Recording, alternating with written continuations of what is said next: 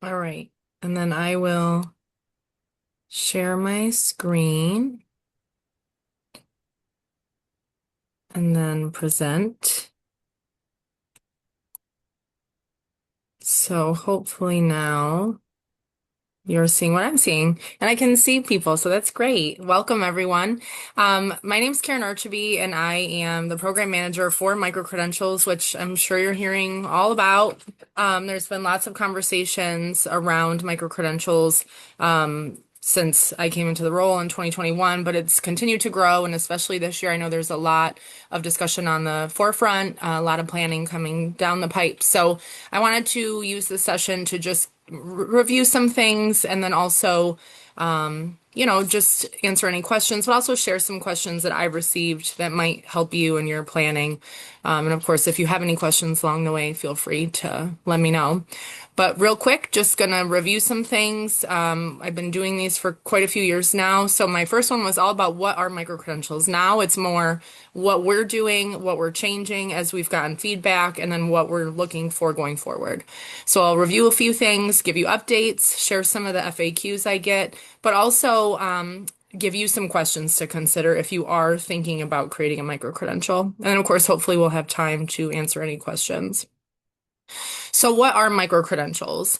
Really, they are supposed to be shorter, faster, validating credentials, meaning that people could come to us. We go online, Syracuse campus or on the main campus, and acquire a specific skill set. So you can see here some bullet points listing out what the definitions kind of are.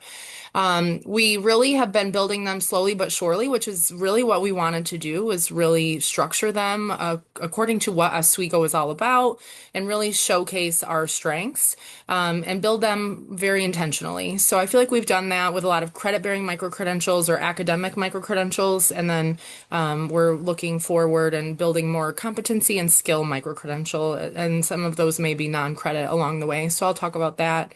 But really what we want this thing to do, this program to do, is really focus more on narrow subjects requiring less time. But we really want them to be stackable in a major. So as part of that enrollment process, right, we want them to be able to maybe come to us, we go, them being the audience. So it could be community members, it could be previous students, it could be a brand new student, it could be really anyone, depending on what you're looking to build with.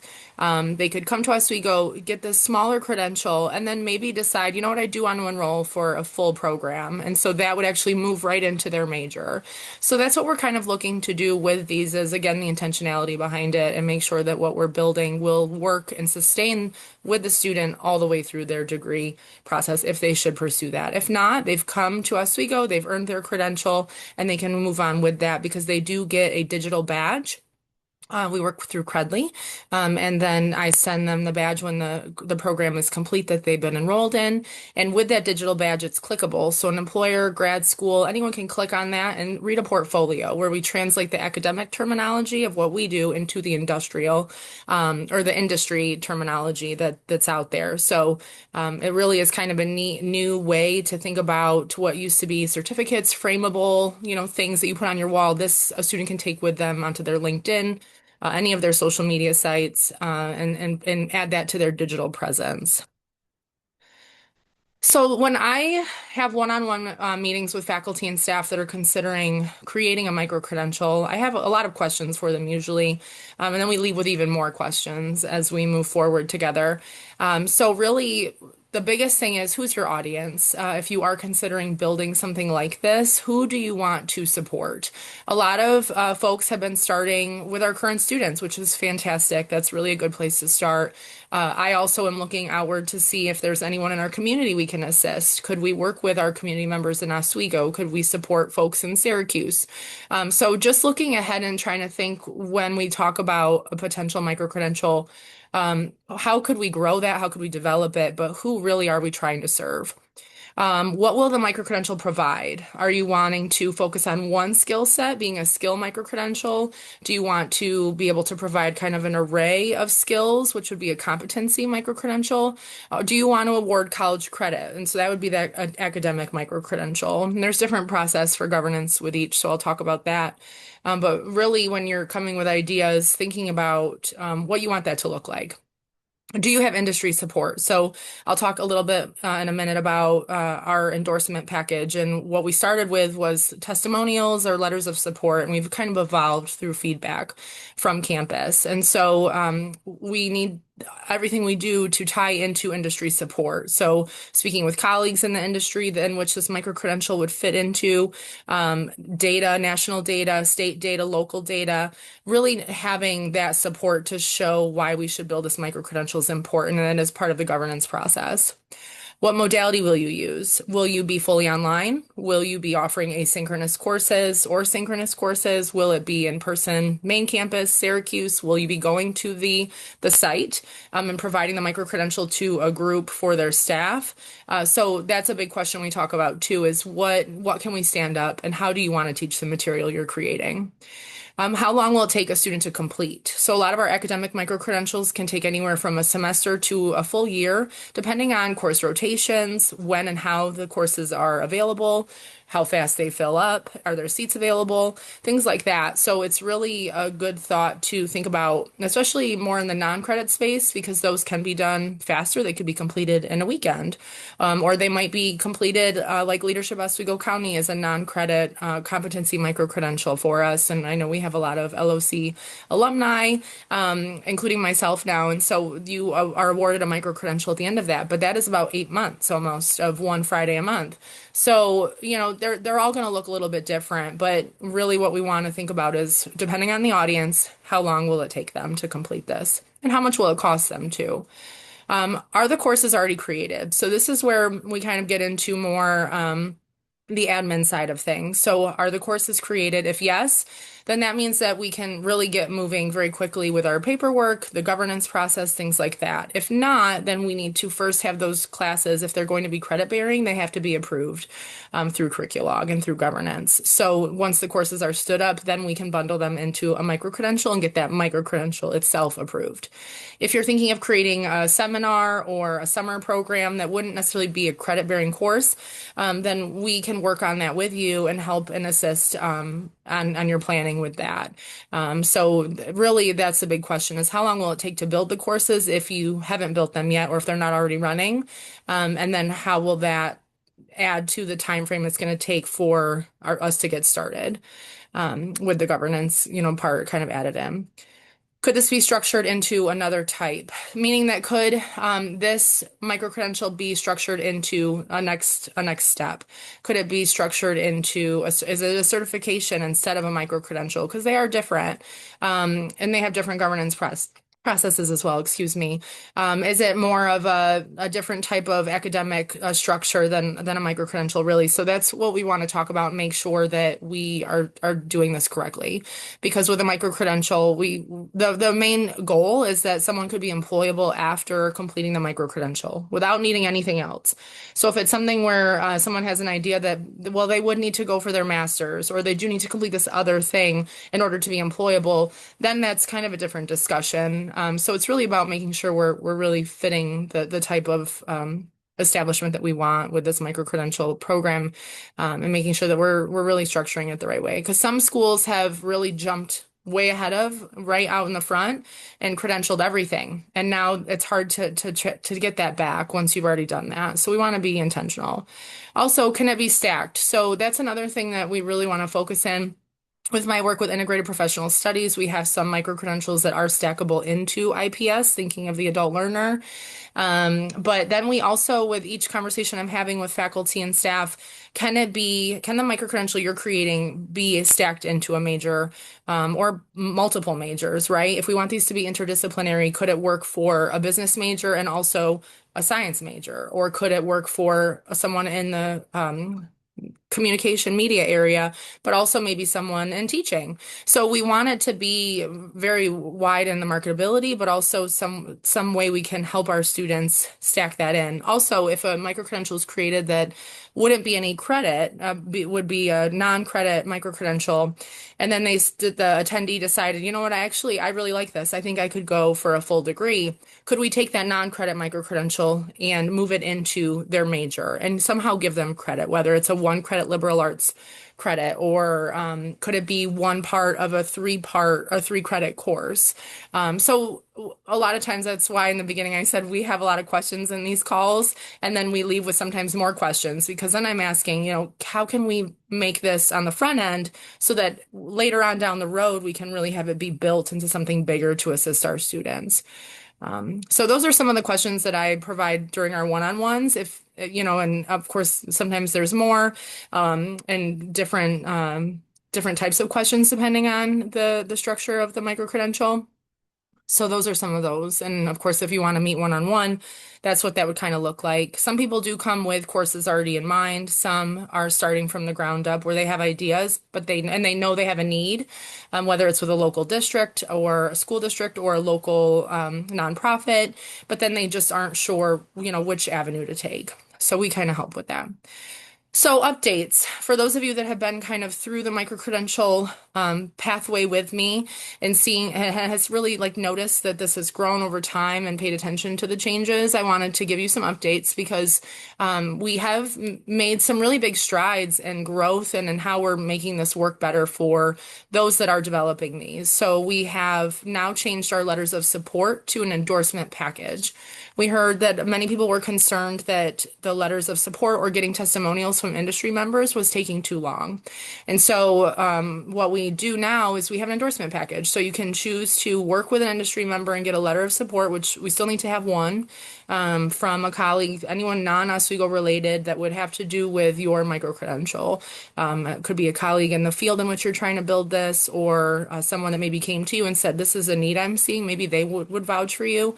That's that letter of support. I have a template that I created so they don't have to come up with this stuff from the ground up. They just kind of follow the template, put in their specific information, any data that they have, things like that, and that would go on that. And that can go in an email. It doesn't have to be on letterhead. Nothing too hard to get. They could email me directly. They could email you. It's really whatever works. But we do need a letter of support from an industry member. Then you could do another two letters if you have other colleagues, or what you could do instead is pull national, state, or local data. And so you could provide that with just some insight as to who's backing or what is being said out there about the need for this type of package that you're creating. The last part is NACE competencies. So that's another piece that we could use in our argument that we should launch this microcredential. And so you can kind of pick and choose. You could do one letter and two pieces of data. You could do a letter and one data set and then one NACE competency discussion. You could do all three letters if you've got a bunch of folks in your corner that say like, hey, if you do this, we will send you folks to do it.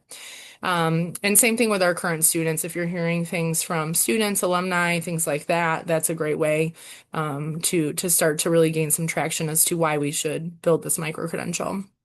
Governance has also changed throughout the years. It used to be where we would have a letter, a Word document that we would transfer around to everyone for signatures. Now it's all in Curriculog. So I do still have a template that I send to folks when we meet. I always send the packet for you to kind of follow through. I use that a lot for the marketing piece and also the badge creation, but mostly it's just a great way to sort of lay out the bones of what you're looking to do. So the application itself and then the data or the letters of support, all of that will go into Curriculog. And then basically anyone that should be flagged on that for signing, review and signing is on there. I'm the first one just to make sure that I'm aware that the microcredential is being stood up officially. We're getting going. I'll review that and then move it right on to the next people. And it goes through all the proper governance channels with the academic. If it's a non-credit microcredential, that's a little bit more in-house. FA doesn't have to be as involved with that. So it's a different process, but there is still governance. So it goes through the chain of command from you to your department head, to the dean of whichever college or school or college now that the microcredential is living in. So we always have that as well. So the governance has changed quite a bit, but it's made it a lot easier and faster for folks. naming your microcredential. As we've grown, we've realized we should really make sure that our microcredentials have a different name than what a minor would be or is currently or a major is. So that's something to think about when you're naming your microcredential. Is something that is going to be identifiable to folks that are out there searching on the web for things, something that's going to sound really neat, but also encompass what you're going to be teaching and also different than our academic names that we already have involved with this material.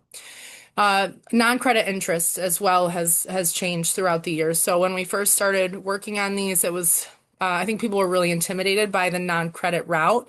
Now we're starting to see more faculty, more staff thinking about and creating the non-credit micro-credentials and really kind of creating something from the ground up, working with local establishments and local community members that have an interest in this and that need it for their staff and their employees. So if you are interested in maybe doing something a little bit different outside of the courses that you teach, we can have that discussion. There is compensation involved for folks that are going to be doing this type of work, both developing and then also teaching the courses, or maybe you want to develop the material, but then a colleague will be teaching. We can discuss how that would work and what that would look like. Jill's more involved. Jill Pippin is more involved in those conversations than me, but I can at least get the ball rolling with those chats. So, some frequently asked questions that I get, and I have a couple minutes left. So I wanted to just share the things that I hear a lot when I'm having these discussions. Where should I start? What kind of micro credentials should I make? So that's really where I ask them, like, what are you thinking about doing? What have you heard that needs to be done? And then what would work best for you right now? In order to really get that momentum going, a lot of folks will start with an academic micro credential because the classes are already running. And then we say, you know what, let's have a discussion about creating this as a non-credit down the road. You know, maybe you take parts of these courses and create a non-credit micro-credential that could be completed in a couple weeks by members of a certain business. Maybe there's something you could provide at the Syracuse campus on a weekend that people would really love to take from National Grid or Upstate Hospital, you know, something like that. There are ideas there that could be done, just maybe not right now. How do you get it approved? So like I mentioned, if it's a credit-bearing micro-credential, it's going to go through governance and curriculog. And then if it's a non-credit, then we would go through a slightly different pathway to get all the signatures and reviewing done. Should you run this by the department and or dean? Some of these conversations I have are fresh out the gate where people are just brainstorming some new ideas. Yes, absolutely. Run it by your department, discuss it with your colleagues, definitely discuss it with your dean. If you are in the staff side of things and are in an academic college, what we'll need to do is find where this micro-credential should live. So that's where we bring in the deans and have conversations about where it would be the best fit and what makes the most sense for us. And then once it goes through governance, then what? Usually I would say 2/3 of the way through governance process, as I'm keeping an eye on things, I'll start to build your website. I'll start to build your application and slate, and make sure we have all those things taken care of so we can start getting things open to enroll students. I'll also double check everything on the back end to make sure that students will be able to access the courses if they are, you know, running through the academic calendar. So I do a lot of things on the back end while it's moving through approving the approval process. And that way, once we do get the signature from the president, we can go and start turning things on and make it public. I make materials as well for folks so that they can use them at recruitment events with admissions, things like that. So I'm kind of doing some stuff on the back end while things are moving through. But we'll work closely together after it's launched, of course, to talk about enrollment, to see where there's any gaps, to see who's completing things, when they need to be awarded, things like that. So that's my spiel. I think I got it in just under 20 minutes. Does anyone have any questions for me? I can stop sharing.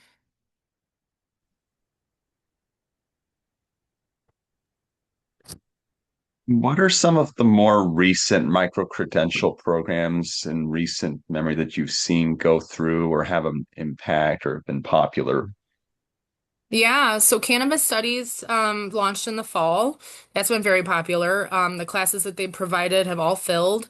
A lot of current students. We've had some interest from outside members from the outside of the college community, adults that are already in the cannabis industry, looking to do that. And so that's been interesting.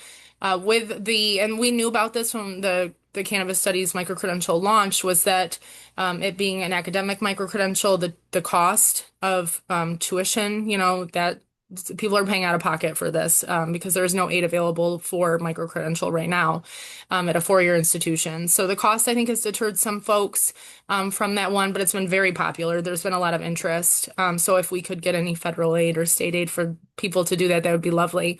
Um, Child advocacy studies has also been very popular. That's a three class sequence.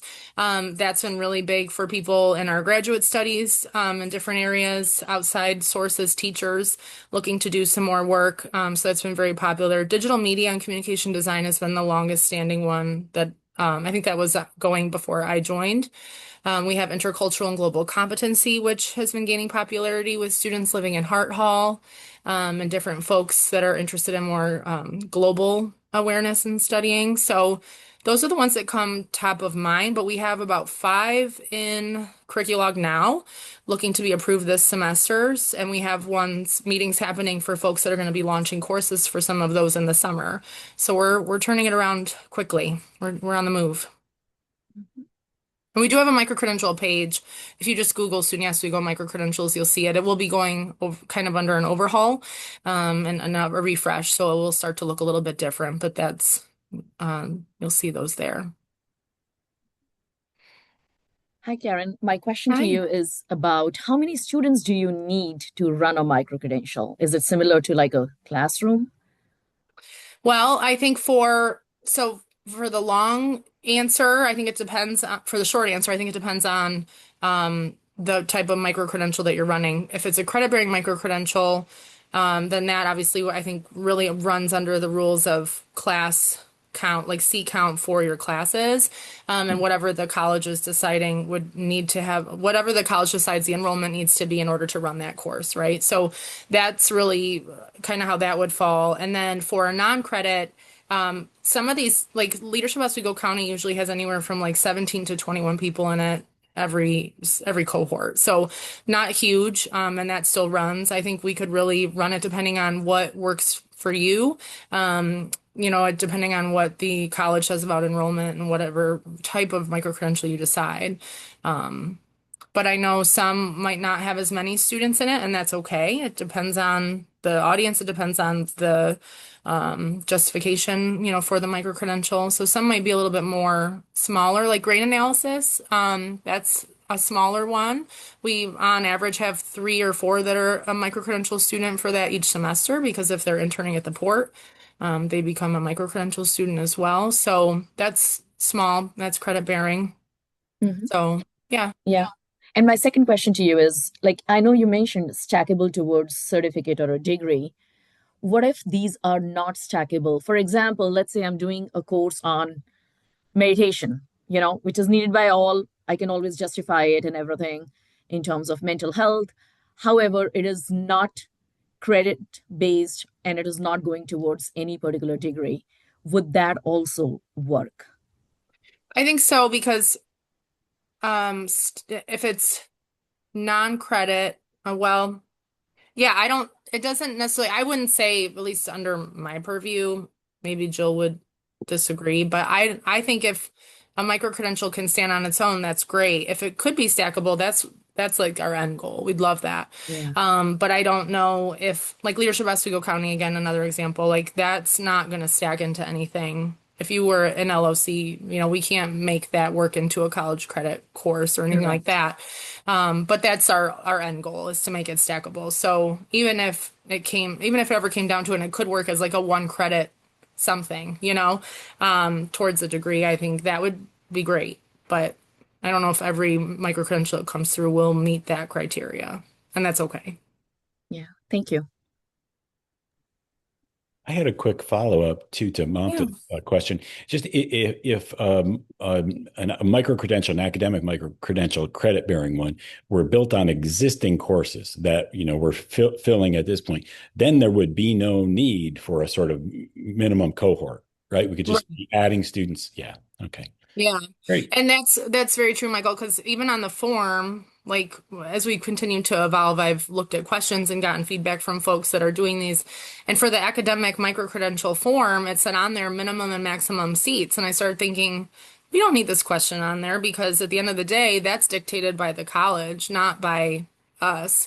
And so I removed it because that was a question that had come up like, are you really worried about that for the micro-credential piece?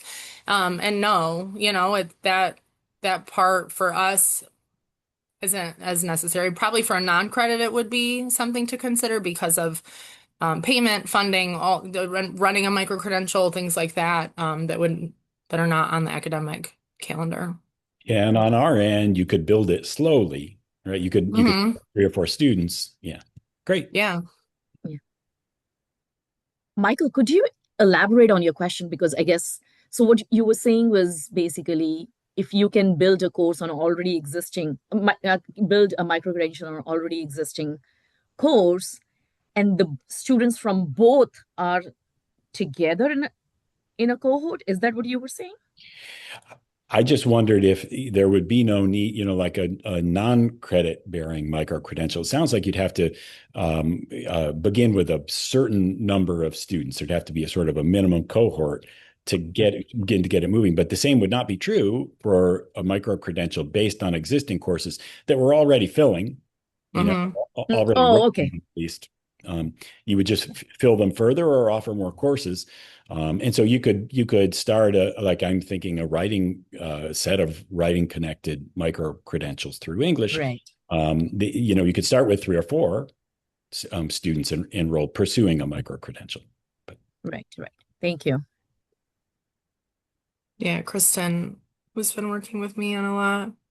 Yeah, so criminal investigation coming out of criminal justice based on courses that they already offer. Another thing I think about is with digital media and communication design.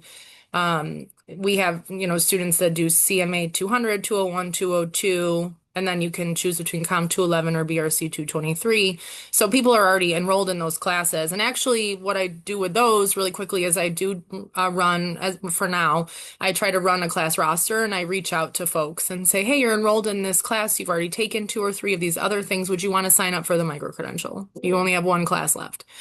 So for now, I can do that as we continue to grow. Being an office of one, I don't know if I'll be able to continue to run class rosters, look at degree works, really try to do that recruitment. But that is something that I've been trying to do is catch those folks that are just enrolled in these different classes and say, hey, you're close. Um, When we're developing a micro-credential, are there requirements for how frequently the courses have to be offered? If we have a bunch of courses that are offered, not on a regular basis according to the catalog, is that a problem? Do they need to be guaranteed to be offered every year, every semester? um, I don't like to say guarantee, but I think it would be highly, highly recommended that there is structure and a good, there's almost a guarantee that they'll be running because that's the hardest part is if we do sign someone on to pay out of pocket to sign up for a micro credential some micro credentials may not be open to the public, right? Like some are not currently, some are only for our current students, but some are open to the public. So then if we have someone come in, sign on for a micro credential, and then they can't complete it for 2 years because it's not offered here, it's not offered there. I feel like that might be some bad customer service, Right. especially for the mission behind what a micro credential is. So, Right. I would highly recommend if folks are going to do a micro credential that they look at their course offerings and that they think about how that will be structured, And so and what how if the that will. course is guaranteed to be offered, but it is a 2-year cycle, right? There are some courses that are offered every other fall, every other spring. And what if it's like you can take these 4 courses, but it's going to take you 4 semesters basically of one course a semester? Yeah, I would think probably in that case, then we might want to consider something that's for current students only, but then maybe we'd be able to create something that is a non-credit version of that, right? That can be offered to the public if that's what you're looking to do, in a different format, so that adults that are out there working, looking to upskill or reskill, they could do a version of that, but not as extensively for that length of time. Okay, thank you. I've gone over. Sorry, John. Thanks everyone for coming. If you have any questions, let me know. You can email me at karen.archibee@oswego.edu, and I'm here to support you for whatever you need, microcredential wise. I don't know if I could help you in other things, but have a good day. Thank you. Thank you.